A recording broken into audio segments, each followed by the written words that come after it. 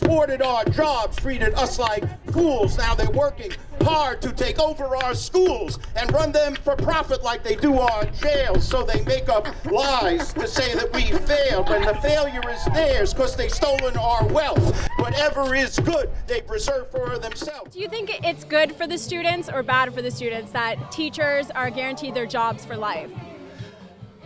First of all, teachers are not guaranteed their jobs for life. The way you ask that question, you act like that's a fact. Teachers have never been guaranteed their jobs for life. Teachers that are incompetent can always be fired.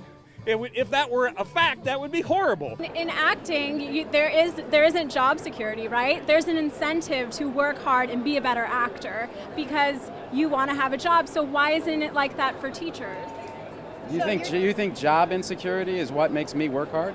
Well, you have an incentive to work harder, but if there's I job wanna security... be an actor. It's not an incentive. That's the thing. See, you take this MBA-style thinking, right? It's the problem with ed policy right now. There's this intrinsically paternalistic view of problems that are much more complex than that. It's like saying a teacher is going to get lazy when they have tenure.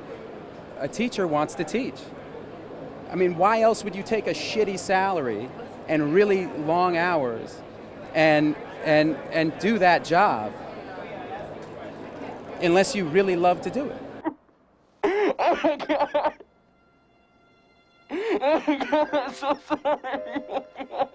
There's 10% that are bad, though. 10% of teachers are bad. Where'd you get that number? I don't know. 10% of people in any profession maybe should think of something else. Right? Well, okay, but I mean, maybe you're a shitty cameraman. I don't know. Teachers were fired from Harvard University because of allegations about their Communist Party membership.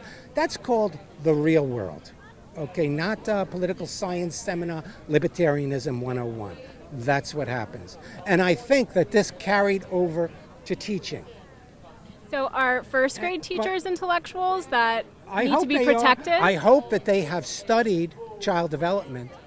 So you're the founder of the small school movement, which promoted creativity and choice. Why won't vouchers and charter schools do that? Because the other were part of a community democratic operation.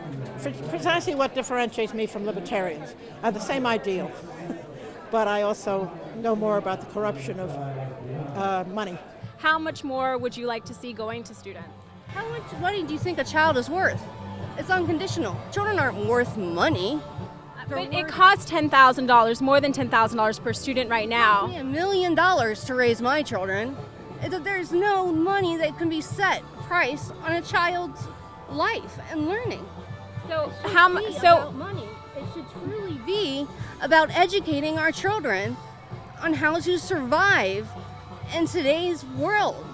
But if you want the government to spend more, how much more per student do you think should go to education? Billions.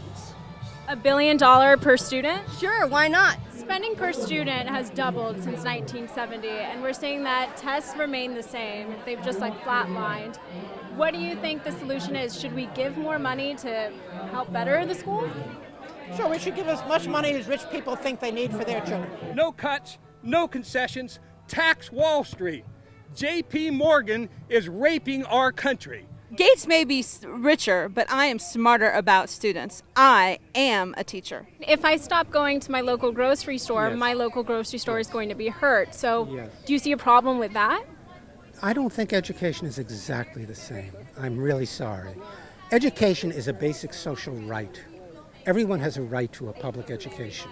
But what about food? Isn't food just as important as Yes, education? and we have various kinds of social safety net to make sure people can eat. That probably doesn't make some people in this town happy that we have things like food stamps.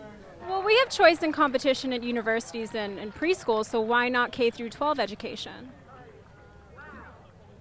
Private schools and universities, if you're talking about private universities, then that's a money-making operation, right? That is in bed with a capitalistic system.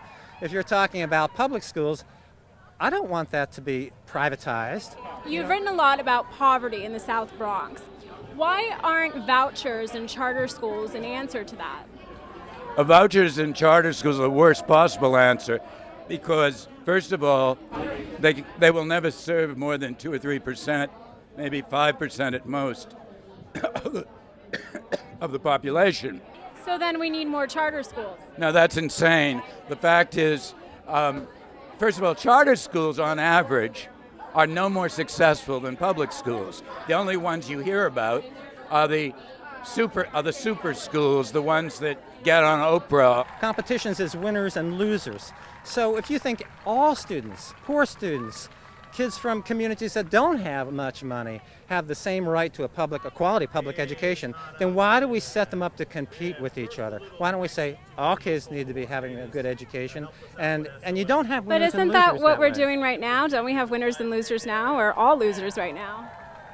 I don't understand why you say that. We're all losers? I mean, you're upset with the current education system, right? So aren't there winners and losers right now? I think the current education system in the United States has real problems, and most of it is connected to the lack of equity. From Murdoch to Klein, from Gates to Reed, the achievement gap hustle is one big crime spree. Thank you.